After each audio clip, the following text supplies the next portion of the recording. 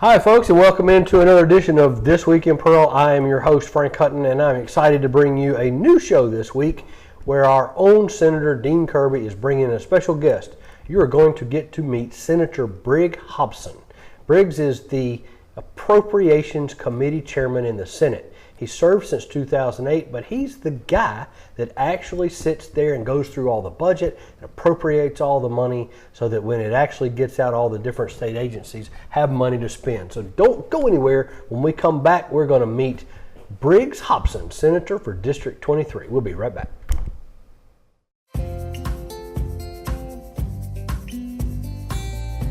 Hello, I'm Mayor Windham, and I'm thrilled to show you the city creating its own future. Pearl is located in Rankin County, the fastest growing county in Mississippi, and there's no question why. Access to great schools, even better shopping, and unbridled beauty make Pearl a town that truly embodies its name. And with a truly exceptional team of first responders, public safety is another key component of our success. With fantastic housing opportunities from quaint suburban neighborhoods to gorgeous lakefront properties, there's a place for you here in Pearl. You can't beat the location. Right outside of Pearl is the crossroads of the South, where Interstate 20 meets Interstate 55. From here you can travel anywhere within the state or the country. Or you can choose to stay right here in Pearl or experience the small town atmosphere, community pride, and heart of the local residents.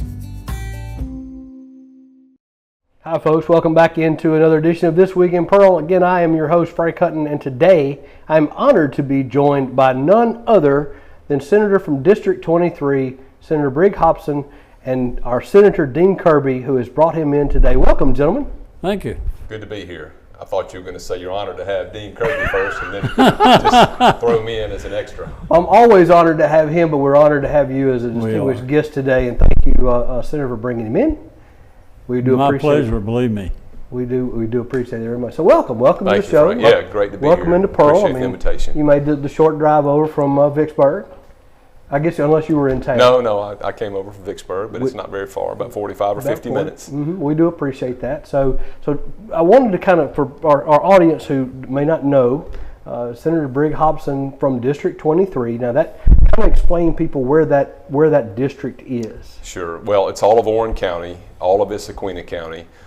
Geographically, about half of Yazoo County, okay. Population-wise, maybe a third to 25% of the population of Yazoo County, and then a little bit of Madison County. The Flora area and Madison County is also in the district. So I've got parts of 4 counties, 2 whole counties, and parts of 2 other counties is my territory. What's about the population size of that? All of our populations in the Senate are about 58,000 people, so it's right in that 58, somewhere between probably 56 to 60,000 people, give or take a few. That's a few folks.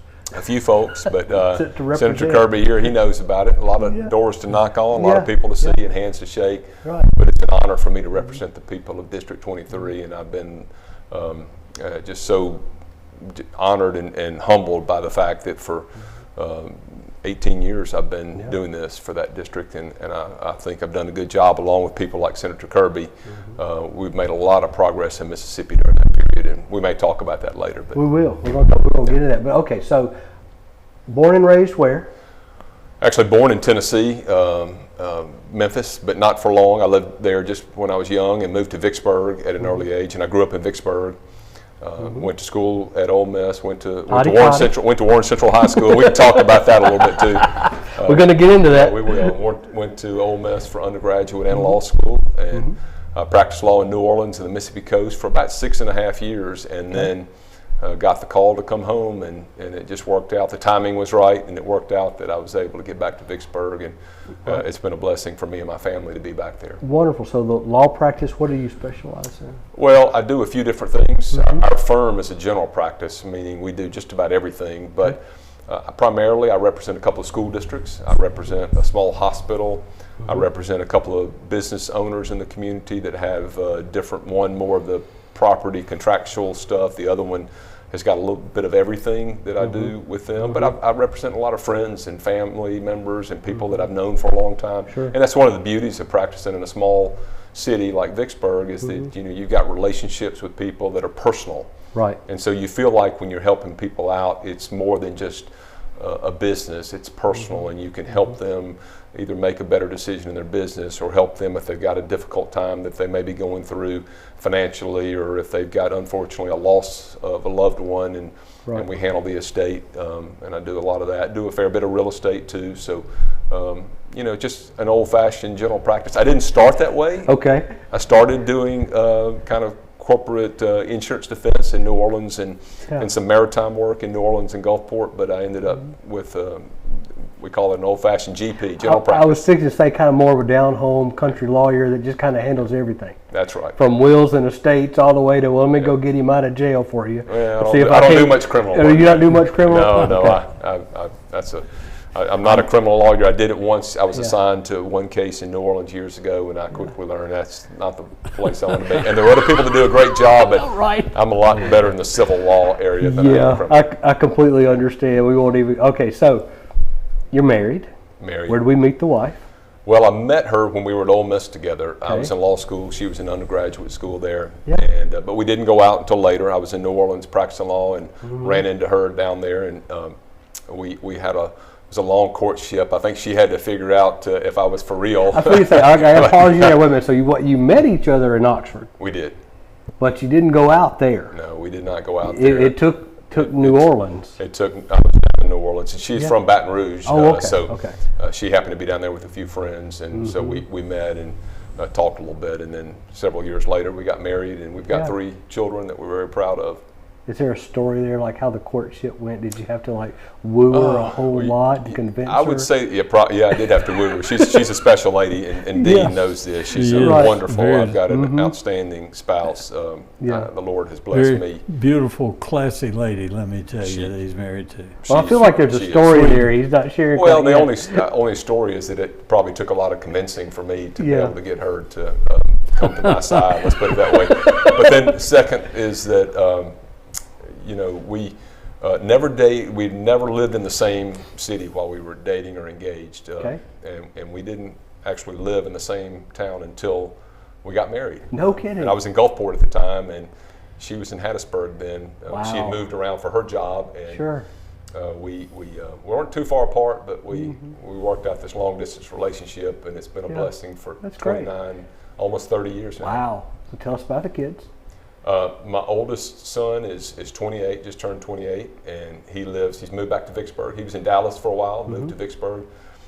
He works with a company called Golding Barge. He majored in banking and finance and was in banking in Dallas, but got a call from a local company to come back home, and he, like I, came back home, and he's got a good job with that company. My second son, and my first son went to Ole Miss, graduated there. Second son played JUCO football. In fact, we can talk about the boys playing the old Warren Central Pearl days in a little bit, but he graduated. He played JUCO for 2 years, went to Southern Miss and got a construction management major, and he has worked in Kansas City for a few years now. And then my daughter is a recent graduate of Ole Miss, and she is in D.C., Washington, D.C. Wow. Got a great job up there. She just seems to be loving life and loving Washington, D.C., and so we're proud of all of our children. Well, I figured to say that sounds phenomenal. She would be real happy today now that Trump has federalized the D.C. police and sent in the guard. Maybe she might feel a little more secure up there. That's crazy. Since we're filming this on a Monday, for people who don't know, that happened this morning. So just I'm time stamping the show. Anyway, all right. So all kids, I guess, went to Warren Central, but you did as well. Correct. Yeah. And you actually played football for Warren Central, and you played against Pearl right here on this field right behind City Hall. Yeah, great. Yeah. Look, outstanding memories. And Dean and I have taught football for as long as I've been in the Senate, and that's one of the things. We've got a lot of commonalities. We've got a lot of relationships and things we connect with, but one of those is high school football and our school districts, Pearl and Warren Central particularly. I played here. Look, maybe one of the best games I was ever in, and one of the best games I've ever seen was my junior year. Okay. It's a triple overtime game at Warren Central. I don't know if you remember this, Dean, but the Vikings, Warren Central, was fortunate to come out on top on that game. I think it was 19-16 or 16-13. Would that have been 81, 82? That would have been 81. 81, okay. And then we came back in 82, came over here, to Pearl my senior year, and there was a player that missed a tackle on fourth down in That's the his end zone. famous play. I dog him about. So. There's a player, an outside linebacker, who missed a tackle, and Pearl scored and won the game. And that player happens to be in your studio right now. Can't imagine. The good news for Warren Central is we did come back and win in the playoffs that year Yeah. in another tight contest. And then I watched my brother play. He played at Warren Central too, and I watched him play in some great games with Pearl over the years, and watched my sons play. Dean and I've talked about this. I mean, when my sons were playing here, I mean, two of the best high school games in recent past Oh, I were. know, right? One was, Dean, you remember a 45-42 game Oh, yeah. shootout, one over at Warren Central. Warren Central won that when my oldest son was playing, I think his senior year. Came back over here for my next son. I think they went 2 years in a row at Pearl because they were switching up the schedules, but Right. he came over here. Pearl was number one in the state. Warren Central jumped on top early, 21-7, I think, and Pearl stormed back late in the game and won 28-27. I remember that. And just two fantastic games. And the thing I love about the Pearl Warren Central game that I've respected more over time is the physical, well-coached, physical, hard-hitting, no-nonsense football that I remember back from my days that has continued on in that series. And it's really been, it's a treat. I get excited every year for the Warren Central Pearl game because I know it's going to be a good brand of football, with the exception of 2 or 3 years when one team is really up or down. Right. That game has always been, to me, the most special of the year because of the way they play football. And it's always been a rivalry, even though the Pearl Brandon Yeah. rivalry is the one that most people talk about. The second one that people talk about is Pearl Warren Yeah, Central. yeah. I think for Warren Central people, it's always been either Clinton or Pearl have been the two. Kind of Clinton first and then Pearl. Yeah, right? Probably, Wouldn't you say? well, for a lot of people. For me, the game Okay. was always Pearl because when I grew up, Clinton was not quite as good, although they did have a year when Philip Gunn, our yeah. former speaker, was the quarterback. and Right. They upset Warren Central. I remember that. He gives me a hard time about it. But every other Does he year, mess with you a little bit? he does. Every other year, I remember leading up to that year, and for my time and my brother's time, we no offense to our Clinton friends, but Warren Central pretty much had their way then. Now Clinton did turn it around in many years, and they've gotten a lot better. But the Pearl game, again, with the exception of those 2 or 3 years, it seems like it was always a hard-hitting, tough Oh, right. contest. And you should know, because you shared earlier, and people may not know this, our audience may not know this, but you've been the radio voice for Warren I Central. did that for a while. For a yeah. while. I did it for a while and enjoyed that, and love high school football. And that's there's a purity to it. You got kids that are playing for the right reasons. Now, some of the stuff that's going on now may change that over time, True. and I love the way I love to watch these coaches mold young men into adults, really. Right. Watched it with my own two sons. Got to watch them come in as essentially boys when they got in there. Hats off to the Warren Central coaches, and I'm sure it's the same with the Pearl coaches, that they take these boys and they turn them into, by the time they leave there, there's usually a lot of respect and discipline, the appreciation of what hard work can get you, and all those things that matter in life. And they matter now, too. And they matter now. Lessons that I learned on the high school football field matter to me today when we do work in the state senate and when I do work in my law practice and just in any relationship.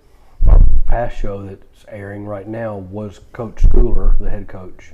We just had him last week, and we were discussing this very thing about how the sport, the game of football, teaches these young men how to be men, and how to take responsibility and learn to accept what your failures and your successes, and how to deal with all of that. We covered, and that's very true today. I mean, I played, you played, we all played. It definitely makes an impact on life. Yeah, it does. Definitely. Okay. So now we know a little bit about you. Let's talk a little bit how in the world you managed to find your way into the Senate. What was the rationale to run for the Senate? I don't know, but I'm glad you in did. 2008. Yes, glad you did. But what was the rationale behind this? Tell Well, us. let me go back a little bit. I would say that I grew up in a family that my parents loved my parents so much for the way they raised my siblings and me. And we always were challenged to do our best with whatever it was we did. And we were always challenged to make a difference in our community, make a difference in our businesses, relationships, etc. And it just there wasn't a verbal challenge as much as it was the way that they lived their lives and the things that they did for us. And I just digress for just a moment. My oldest sister, who lives in Texas, was in town this past weekend. And so we were missing my younger brother, but we had a great family get together. My two sisters and my mom, who's still alive, was there, and we had our spouses with us and whatnot, and just started reliving some of the stories from childhood. And I recently visited the JFK Library in Massachusetts, and they were talking about how their family meals meant something for that family. And I'm sure it did for a lot of people growing up. I think it's been lost in this newer generation, but our family, it was very important. We came to the dinner table at night. Not that our parents were challenging us to talk about any particular issue, but we always had very vigorous and candid discussions about things, and we had different opinions on things between parents and siblings. And so anyway, I think that part of that cultivation through my parents and my siblings of building up who we are and who I am was that, look, if you find a challenge somewhere, go meet it. Go meet the challenge. Don't rely on somebody else to do it. You take charge. And I kind of felt like in Mississippi, I'd been back in Vicksburg for several years, and I just felt like we could do better in Mississippi at the time. And I thought the way that I could contribute was to run for the state legislature and the Senate in particularly. I felt like I could get in there and mix it up with folks like Dean, who does a phenomenal job as our pro tem, and he's a senior leader there, and someone to whom I looked greatly when I first got there. I mean, Dean and a couple other guys and gals that when I got there that were leaders for me. And just being able to try to make a difference is what I wanted to do. And I hope that I've done a little bit of that since I've been there. Wonderful. So, And he has made a huge difference. and in 2008, when you first entered, that was a year kind of where the Republicans started taking control of our state legislative body. Well, interestingly, and Dean may remember this, in 2008 we were actually, the Senate was a Democratic majority. I would say it was a conservative majority, even though it was some of the Democrats. That was during the time when things were starting to shift. It was. And I'm not sure anybody knew what the ultimate outcome would be, but the House was largely Democratic. And Right. it was, you had the Speaker at that time was Billy McCoy. All the committees were run in the House by Democratic chairs. The Senate, on the other hand, I think it was 28-24 Democrat when I first got elected. Now it quickly started shifting so that by the time of my first term, I think it had moved to about 27 or 28 Republican, because we had a few people that left, and we had some attrition. I think we may have had a death or two along the way. Yeah, we just had some switch over. And we had some switch parties. We sure did. But 2008 seemed to be that pivotal year where things started changing. People like you started running for office that had the same vision. We can do better.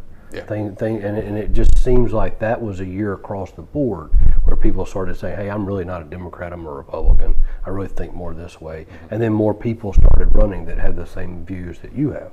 And it started changing, I think, in 2008. You would agree, right, Dean? Oh, yeah. I mean, that was the year where things Yeah, I really... think when I went in, there were 4 Republicans, and we had to run 2 years in a row, and there was 8 the next year. Right. And then the next election, I think we moved up to 12, and then people started switching, and Yeah. here comes good folks like Briggs. And Right.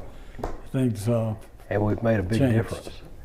All right, so you've done a lot in the Senate. I'm just going to name off a couple of things because for our audience out here who may not know, currently you are the Appropriations Committee Chairman, and I'll let you explain to people what that actually does. But for our audience, he controls the money.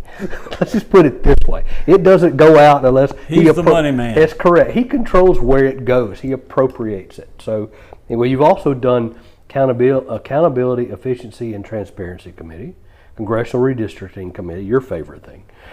not really. The Senate Education Committee, the Senate Education Committee, Highways and Transportation, Judiciary A, Senate Legislative Budget Committee, Ports and Marine Resources Committee, and that makes sense now that you told me about your law background, Public Health and Welfare Committee, as well as Reapportionment Committee. Did I miss anything? I'm not sure. Well, I mean, that's Just like me, I have to look at the list. I know that is a lot, but you're primarily you're the chairman of the Appropriations Committee. Right. Now, kind of help us understand what exactly are you doing Okay. as the chairman? Well, we'll stay on that point for now, I guess, on appropriations. Right. The way it works in Mississippi, and probably most states are similar to this, is you have a certain amount of revenue that comes in your state at some point during the process. Now, we have a joint legislative budget committee. Right. Dean is on that as well, and Josh Harkins, who's the finance chair, another Rankin County guy, myself, and 3 other members, along with the lieutenant governor and the speaker of the House, and some House members. There's a process where our legislative budget office, which are employees of the Senate and the House and the employees of the legislature, they go throughout the year looking at all the agencies' budgets. What are they doing? Are they utilizing the funds the way they should be done? We come to a kind of what I would call a first stab at what we think the budget ought to be. The JLBC, Joint Legislative Budget Committee. We come into session, usually that's our framework or our foundation for where we're going to be in the state. And then during the process of the session, we have meetings with all of our agencies, and we have meetings, and Dean's done this as the former finance chair, you have meetings with a number of outside groups that want to make investments in the state of Mississippi for different things. But over the course of the 3 to 4.5 months that we're in session, we start looking at what are the priorities of what should be the priorities of the state. And that's where my work really gets difficult. And I'm not the only one. Look, there are 174 people there. Now, I'm probably going to be more integral or instrumental in this process because you have to have one chair of the committee. But I've got great subcommittee chairs that help out and other members of the committee that help out. And then meanwhile, you got the House doing the same thing. We come up with a plan where we think the money needs to go. And we also come up with a plan where we think, there ought to be cuts in this agency, there ought to be increases in this agency, there ought to be some money spent here to invest in some things we need in the future. Examples would be roads and bridges, which we've done a lot of, water and sewer projects, we've done a lot of that. And at the end of the day, we put together a budget that we negotiate with the House, we come up with a joint budget, both sides can agree, and there's a whole conference report I could go into that I don't want to bore you with the details, but we come up with that, Sure. and then we bring it before all the members, and assuming they all vote for it, that's going to be the budget. Yeah, and that's a wonderful way of trying to describe how the sausage is made, because it's very. A lot of work goes There's a into lot of work that. a lot of nights at the Capitol yeah. he's not telling you about. Yes, because you're basically working on this right now, pretty much. Yeah, You get right started. now, you're probably, you're You're- getting started on it. you're getting You kind of started. take the summer, I try to take the Right. summer off and just let it go, Well, we let have last year go. But we have our first budget committee meeting in September. Yep, that's right. I'm a little So ahead, but you're getting Yeah. started. You're fixing to get started on next Yeah, year. that's right. I mean, Well, he's getting ready for September and- meeting right Yeah, now. right. So you're getting. Yeah. So I mean, people don't realize it just because the legislature meets from January to. Oh, no. To Yeah. right. No. It goes on and on and on and on and on for you. For a lot of us, and of course Dean's in an incredibly important position. So especially for the leadership group, but really for all legislators, it goes on throughout the year. People think it is a part-time job, and I'm so thankful it is a constituent, it's a citizen legislature where we get to hang out with our constituents when we're not in session, Right. because you get to hear and learn and talk and communicate, so you're better informed about the issues going on and what people really care about. Right. And Right. but we are, look, Dean said it, I mean, it's not every day year round, but it's a lot more time than people realize. And for a lot of us, it's a lot of late nights when people have no idea. They think it's maybe an 8-hour job. I mean, there are days that, you're working The man literally sitting to your right, like 18 there, hours a day. talked about all the bills that he was reading and all the Yes. things. He wasn't keeping up with anything else going on in the world. He said people would have to come tell him what was going on because he's too busy reading all the. That's right. I mean, it's a lot of reading. It's a lot of reading. It's a lot of reading. But with the appropriations, you got, I'm sure all the state agencies are coming to you. They're all going through their budget saying, I need X, Y, and Z. That's a lot to appropriate, not necessarily running the agency. You've got to feel like you trust your agency people running it, right? I mean, Well, you do. And look, there are layers of this. there's layers and layers and layers. And we've got a legislative budget office, and we And we're rely going to try on to them. help. We're going to try to have them on so people can Yeah, understand yeah. how they work. We really rely on them a lot to dig into the get in the weeds, because we don't have time to go to every Sure. agency around the state. I mean, Right. we've got 110 budgets or so, and you don't have the time. You think it's a lot of work now, but if we went out to every agency and peel back the layers of the onion, you just You can't do you it. couldn't do it. You just literally would run out of time if you work 365. But we've got a good staff. You have to rely on good people to do a lot of that, and they bring you this information, and then you hear from the agencies too.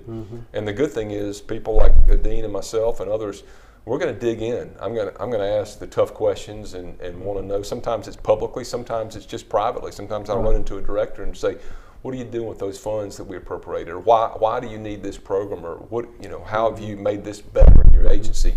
Yeah, why haven't you done this yet? Yeah. Well, we gave you the money 2 years ago. Yeah. Okay. And so those are the kind of questions you ask, and if they're not doing a good job, you may find their budget gets shifted a lot. If you find that they're doing a really good job, you see that there are some increases to help them to continue to do the work that they're doing.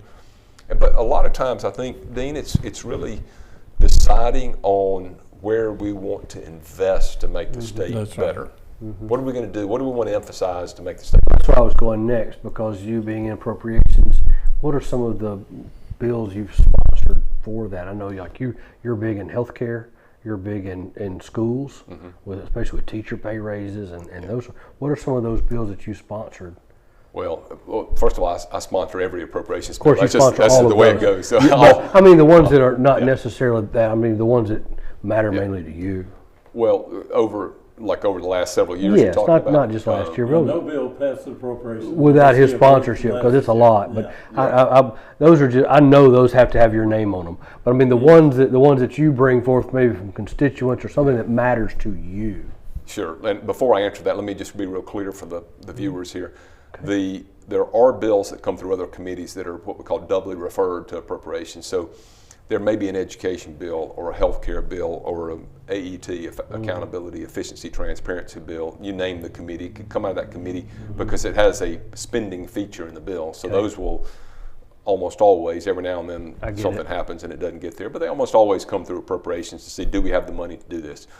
Judiciary, anytime you give a DA or a judge a pay raise or a court reporter, any of those, they're going to come out of the Judiciary Committee probably first, and then they're going to end up in appropriations. But having said that, education's been extremely important to me, and that's an area when I first decided to run, I got so tired of hearing Mississippi's last. Mississippi is dead last in the nation in education, and just about every barometer that you could pick, whether it was just reading, math, graduation rates, we were really lagging. And I truly believe, and I know others like Dean feel the same way, the way for us to climb out of the hole is start by making sure our students are educated, because they're going to have a chance to get a better job, they're going to be more entrepreneurial, they're going to find opportunities they wouldn't otherwise find if they weren't well educated. And we've done something. I was a co-author of the third grade reading gate, the Literacy Act that we passed about 11 or 12 years ago. And I was so big on that because I knew that if our kids weren't reading, and I got to see it watching my own kids come along too in the public schools, there were some kids that came in way behind, and we have to find a way to get these kids reading at grade level so then they can start learning.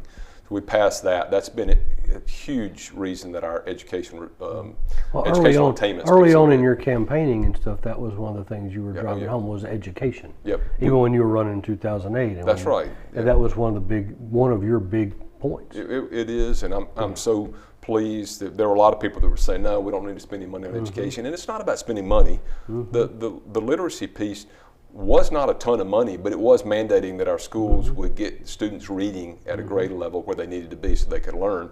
It did require some extra money. There's a piece that required extra reading coaches and some math coaches too. We're doing well in reading and math. It's just the results have been phenomenal, frankly. I never in my wildest dreams thought we could have We've gone from 49 to 16 even. to 16. I know, right?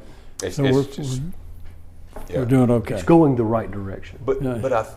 look, I'm not trying to take credit. Dean deserves as much credit, and some of my colleagues in the Senate and the House too. Sure. That what people want to talk about just getting better. You got to actually get in there and do something about it. And that's why I'm proud of Dean and my colleagues. And we've worked hard to make sure. And I took a lot of criticism of that bill. That's okay. I don't mind the criticism.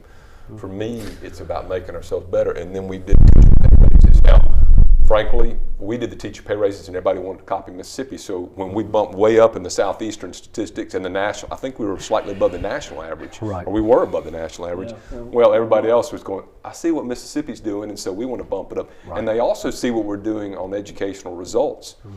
And so I've got colleagues from all around the country that say, come to me at meetings and say, what are you doing that's working so well for Mississippi? And I don't want to give away all the secret sauce, Right. but at the same time, I'm pretty open with folks that we made a commitment to make education better. And it wasn't just lip service, it was actually doing something that I think matters. And you can't solve it overnight, obviously, but you've worked at it. And it worked at wasn't all worked money. at it. And we have some Right. good teachers, good Right. administrators. And you're not just good throwing money parents. at it either. Exactly. We're not doing that. Well, and look, there's a national shortage of teachers right now, and we have a shortage here in Mississippi. I've heard it from too many school districts; they're having a hard time getting enough teachers. Teacher pay is certainly going to be critical again, and that's something I'm very interested in for next year. Okay. At all levels, frankly, because I think we've got to do a better job at community colleges and IHL too. Yeah, I'm not sure we've done what we should have done mid-level on the community colleges. Well, community and IHL, I'm very much. We got to get some more buy-in from other people, but I think I won't speak for Dean. I'll speak for myself. Sure. I think we can do better on that, and we're losing some good professors and community college teachers, and K-12 teaching is just in a national crisis situation. Right. But we've got to do what we can to stop the bleeding and then help get more students going into the education, because it's a great career. I mean, it's tougher than it probably was when we were all coming along, but it's a great career where you can make a huge difference. I mean, I think I hear teachers and coaches that talk about the difference they've made in people's lives, and I just want our young people to remember, you can get good pay, good jobs, good benefits, and you can make a tremendous difference. And they make a big impact Yeah, oh yeah. on kids. Yeah. Now the early childhood development, things that may have gotten dropped, when you've got early childhood, I'm talking about like pre-K. Yes. That's so important because nowadays, your take on this? Well, I've been, anybody that knows, Dean knows this, that I've been a big pre-K supporter. I'll tell you a funny story. I know, I'm leading you into that. When I Let's talk about it. Hey, when I first got elected, Yeah. my naivety of not knowing how things work, Sure. I came in and filed a bill to increase pre-K in Mississippi, and I remember somebody coming to me and going, Briggs, we don't even have mandatory kindergarten in Mississippi. Good luck trying to get it extra pre-K. And I didn't know that. I thought Right. at the time, before I was Right. elected, I thought we had mandatory kindergarten. But, I know some people don't like that, but let me tell you, the difference that we've made in the recent years proves what I already felt like I knew, and that is Right. pre-K, getting them started earlier and getting them their basics, their sounds, their numbers, their letters, reading a little bit coming out of pre-K. It just accelerates It them does. for much more success. And the kids in are future. capable. And we spent, and that's something I've been proud to appropriate dollars for, our ELC, Early Learning Collaborative Program, and our SIP program, which is our grant program we have in the state. Yep. We're spending millions on those, and the results are showing. I know it costs money, but we're getting great results And out of Pearl those. uses that grant. They have the ECEC. They use that grant for that early on child development. I mean, they got little kids, and they're teaching them how to read and their numbers and their alphabet. I mean, that's very important because it does, like you said, it gives them that extra little shot when they get to first grade. Yep. And it's very important. So I'm glad you were able to speak on that part of it. Now, outside of education, which is a really big thing for you, and then the appropriations, it really boils down to, I guess, some other stuff in the Senate that you've actually done, some of the other committees that you sit on. One that kind of jumped out at me, and I wasn't planning on asking you this, but I'm going to ask you. You sit on the committee for maritime. Is that now? I just have to ask because I'm connecting the dots. Is that because you actually did some law practice in New Orleans, Well, or do you just like that? Let me tell you, the Lieutenant Governor, the Senate gives the authority to the Lieutenant Governor, Delbert Hoseman, to name the committee. So he's the one that names the committee. So Okay. it's just, I wouldn't say it was totally happenstance that I'm on that committee. Vicksburg does have a port. Vicksburg has a port, right. Yeah. He And so can't get anything he wants. I don't know Well, you do about have the port of Vicksburg I over do. there. That's- Yes. I do understand maritime law well because I did that for a while. Sure. But we've got a port in Vicksburg, and so We've got Are they still building oil rigs over there? no, that's been They going used- for years. they They used used- to build Laterno. Laterno, that's Yeah. it. Laterno used to build a lot of oil just rigs. south of town, but it's in Warren County, sure. But we have expanded to create a new port in Vicksburg because we've run out of space at the existing port. There's nowhere to grow other than building a new port. So that's getting started and underway. It's still got some That's work good. to do, but it's in, I'll call it the early years of its state. And hopefully that's going to pay. It's a great site. I've heard people say it's one of the best sites in America because it's got river Yeah. and the Mississippi River, Sure. not just a small river, but it's No. got the rail and interstate right there. So you've got just about everything you can need for access. How is all of that over transportation wise with the river? How is the river doing in Vicksburg? How is all of that? Oh, well, the port's full there, Yeah. and we've got some great companies. One of your Rankin County companies, Ergon's made tremendous investments there, and they've got, Ergon owns a lot of spaces there for different things that they do at the Port of Vicksburg, but you have a number of others, some It's a lot of shipbuilding shipping, interests, you're and some right. metal company fabricators, and you've got the Corps of Engineers has operations there, and we've got grain elevators I know, and things. yeah. You know, it's a major, and people, I don't think they know this, but your cheapest form of transportation is going to be waterway Right. transportation. So for a lot of people that are shipping bulk products, maritime river work is a great way to move it, and it's the most, I think it's the Efficient. safest and most efficient. Now it takes a little bit longer. Right. Rail's going to be next; it's second cheapest, and then of course trucking on your roads is third. And you're going to have all of them Right. at various stages, but. Rail and waterway are definitely the two cheaper than I trucking. don't realize, being over here, I'm not on a river like the Mississippi River. We have the Pearl River. No navigation there, but you don't realize that just how valuable Vicksburg is, to the port and to the economy of Mississippi. So much comes through there. I guess coming from the north, going south, headed towards New Orleans, right? Yeah, it does. Yeah, that's a lot. Well, that's good. Kind of a sidebar here. I wasn't expecting to go there with you, but really, really cool. On the other things, like going into 26, we talked about a little bit about appropriations. The budget was kind of weird this year. Things were kind of strange, but that was yesterday. That's right. So let's talk about a little bit about where we're headed with you in 26 before we get out of here, because the budget's going to look a little different. I was a fan, and I'll say this a little bit because Dean and I talked about it. I was all for punting a few of these things into next year to see how the Fed was going to shake out. Let's see how the economy is going to shake out. But where do you see the budget going in 26? Do you see some of the restoration coming? Because we didn't get a lot of things that were appropriated to cities, counties, and those sort of things this year. Where are we going in 26? What is this going to look like? Well, nobody knows, and let me step back a little bit and say the first and most important duty I feel like I have as a senator, and it's always been this way, and I say it frequently, is to be a good steward of your tax dollars, of everybody, all the people that are watching. Right. I want to be, and I take it seriously, to be a good steward of the tax dollars, and I think we've done that so well. Well, I'd agree. Say, look, absolutely. what we inherited was way worse. We've stabilized the budget. We haven't been doing extra debt. We haven't been doing really any debt other than projects. How much debt have we paid paid off? about $1 billion I mean, in debt. Over $1 billion. Over $1 billion We've now. invested Yeah. in infrastructure, in schools. We've invested in healthcare. We've invested Right. in a lot of things that I think that are paying dividends and will continue to pay dividends.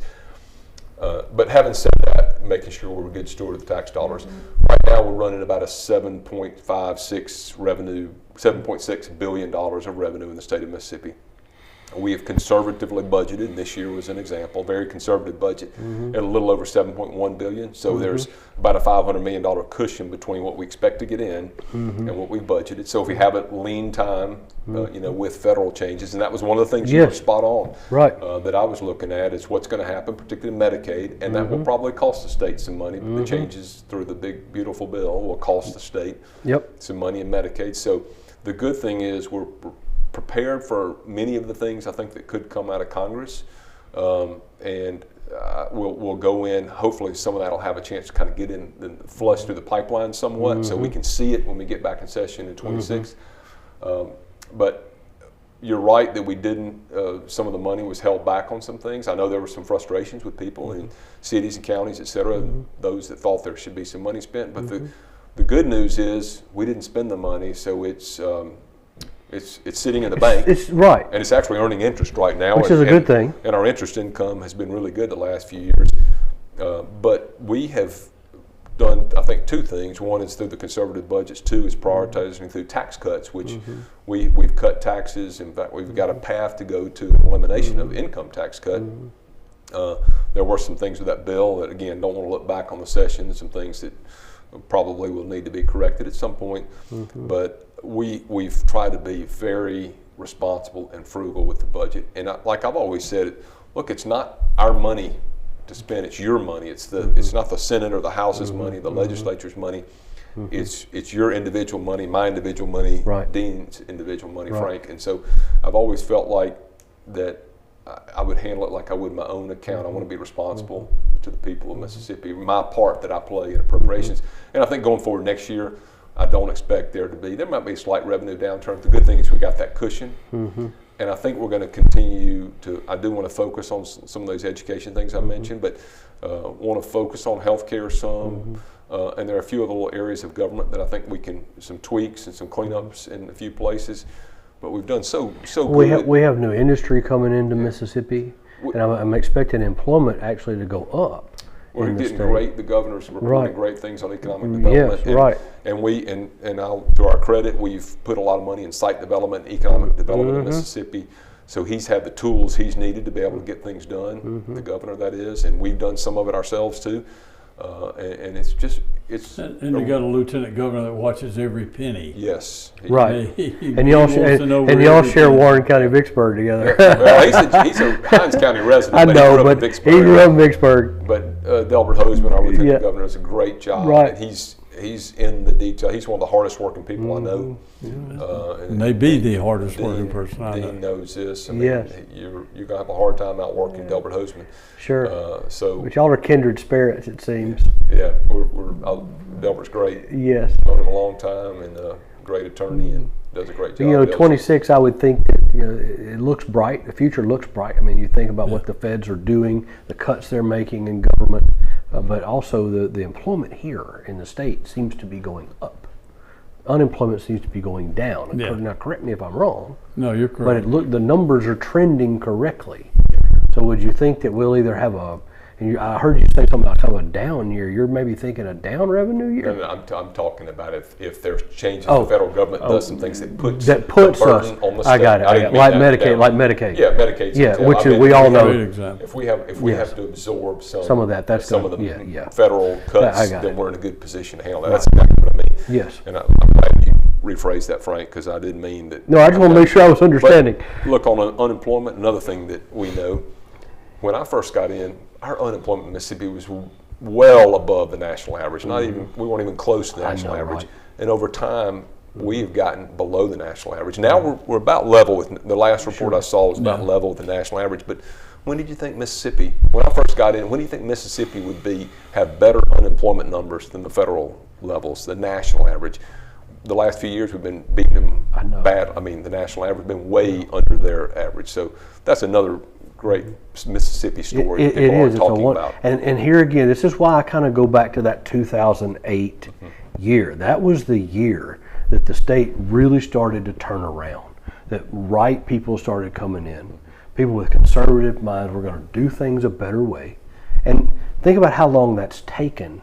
I mean, we're talking 16, 17 years, but look at us today. Can I add one thing to that? Absolutely. I think you are right about that. I would say people forget that we hit the recession in about end of 8, 9. Right. So my first year in the legislature, I thought, oh, this is going to be great, and then It was boy, just, the economy went in the tank for about the national and did. state economy went in the tank 4 years. So yeah. it's almost like it set everything back about 4 or 5 years, and we really had to start climbing into that 2013 and going forward 14, 15 era, and we had a little blip in there one of the years 16 or 17 where the economy went back down a little bit, but we have climbed by making good, tough decisions. I think we put ourselves in a great spot in Mississippi. I'm trying to remind our audience to, this doesn't happen overnight. And elections matter. Oh, yeah. You have to get out and vote. And look what has been accomplished by people coming out and voting for Briggs. Because I was going to say the last 2 times you have run unopposed. Unopposed. Yeah. So you're doing And a something blessing. right for your district. Well, I hope so. And people may not know that, but he has run unopposed the last 2 times. I mean, you've garnered all the votes. Nobody ran against you in the primary. Nobody ran against you in the general. I know this man over here too, but in District 23, people may not know this. He has run unopposed, so that means you're doing something. And for the citizens of your area. To change the subject a little bit, Okay. he gets it honest. Let me tell you, first off, he may be the best appropriation chairman the state's ever had, but let me tell you, his dad was not just a hometown hero, but he's a hero to this state. Dr. Hobson was an outstanding individual that everyone respected. I can't tell you how much respect the Senate had for him before we even had Briggs. Yeah. So I would agree with that about my dad. he was an outstanding individual. Yeah. He passed away about 5 years ago, and but he was a great role model for me, and he was a good person. He worked hard in medical issues. Dean would remember he was Governor Fordyce's. He chaired the commission on another commission my dad did for Governor Fordyce. Right. They were close pals, and Mississippi Pageant, that was his. Yeah, my parents did that for a long time too. For a long did. time. They did. Roots. They did a lot of things. Lots of roots there. So he gets it honest. He does. Well, this is great. But I mean, this has been wonderful. Learning about you. Thank you for bringing him in. Oh, look, I'm honored to have him. This has been can't wait to continue to watch your career. You and I are Thank you, about the Frank. same age, Yeah. so we'll be at this You table. just look a lot younger. Well, I appreciate that. I'm not sure about that one. Thanks. I appreciate that. But thank you again Hey, it's for great coming to in. Yeah, great to see you again, and great to be with Dean. Dean has invited me. This goes back several months ago, and our schedules never worked Yeah, out right. yeah. But Yeah. it's an honor for me to come here and And share with our citizens. and just have a lot of respect. I mean, it really goes back to the old football days. It's right because back there. right the field, right behind this building. It's right back there. Just where I learned the kind of, just from the guys I play with, and some of those are my good friends now. Sure. The guys I play with, they were the tough, no nonsense kind of guys that I want to be too. It's just you're disciplined and you're dedicated, smart. So I think that just must come right through your community of Pearl, and the people that I know here in Pearl have always been that same kind of way. And so I shouldn't expect anything less than 2 great guys here from Pearl that I'm talking to today. Well, thank you. Well, one reason I wanted people to see who handles their money, who Right, makes those right, decisions, what right. comes out of committee, And how- what comes right. up even for a voting committee. And I think they've got a good taste of that today. I do, and they get to see the person behind the name Yes. when they just hear about the appropriations committee chair. Yeah. That doesn't really The tell you powerful. anything. But Isn't that what they call here he it? is. This is the man. The guy to blame, or maybe give a little Here he credit is, to the guy. right here. The guy to think for Yeah. all that you've done. Right, and thank you. We do appreciate it. Frank. Thank you for your Yeah. service. Thank you for bringing him in. And we want to thank all of our audience for watching today. We're going to step aside for just a minute, but when we come back, we're going to talk about all the fun and exciting things that are going on in the city of Pearl. So don't go anywhere. We'll be right back.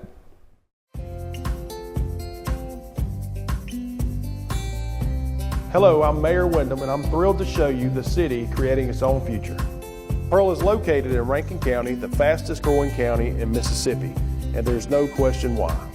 Access to great schools, even better shopping, and unbridled beauty make Pearl a town that truly embodies its name.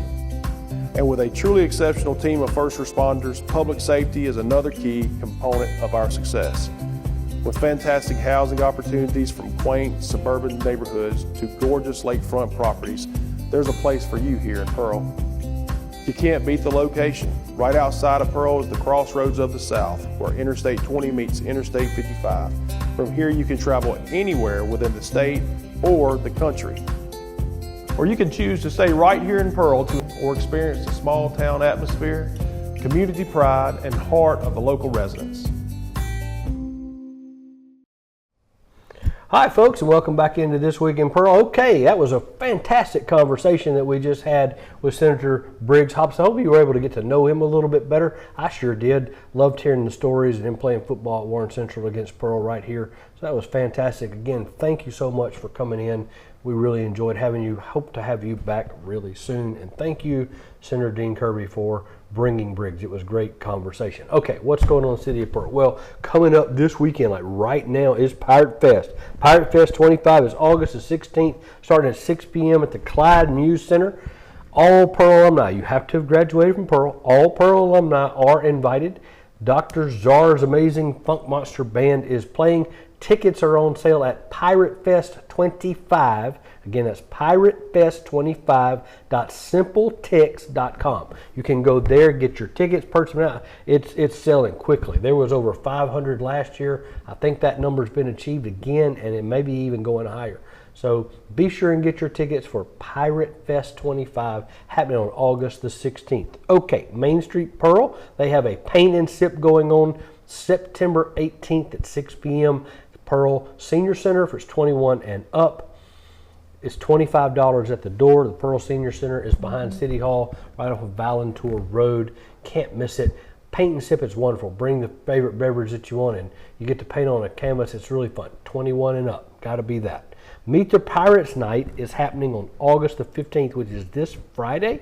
It's happening at 6 p.m. at Ray Rogers Stadium. Meet the Pirates, where you get to meet the football team, softball, baseball, basketball, all the sports, as well as band. You get to meet all the kids and see all of them. That happens this Friday night starting at 6 p.m.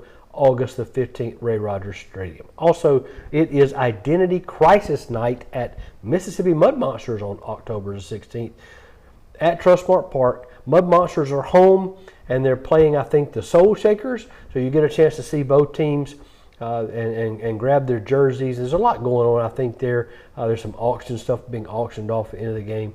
Mud Monsters will be winding up the season, so make sure you catch a game soon at Trustmark Park, MississippiMudMonstersBaseball.com for more information there. Hey, look, I've had a great time bringing this show to you today. Hope you've had a good time listening and maybe learned a little bit about our Appropriations Committee Chairman in the Senate. I know I did. But anyway, until next time, folks, I hope you all have a great week and a good weekend. Bye-bye.